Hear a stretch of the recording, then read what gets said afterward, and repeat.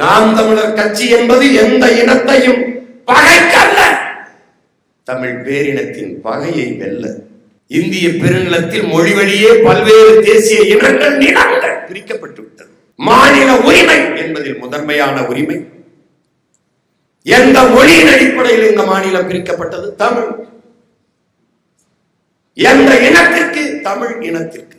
அப்போது இந்த மாநிலத்தின் உரிமையிலே முதன்மையான உரிமை அந்த மண்ணின் மகன், தமிழ் மகன் மகள் அந்த மண்ணை ஆளுகிற உரிமைதான் மாநில உரிமையிலே மிக மிக முதன்மையான உரிமை. அதனால் இந்த வாழும் உரிமை எவருக்கும் உண்டு, ஆளும் உரிமை தமிழர் எமக்கே உண்டு. எல்லோரும் வாருங்கள், ஒன்னாக நிற்போம். ஆனால் நாங்கள் தான் சற்று முன்னால் நிற்போம்.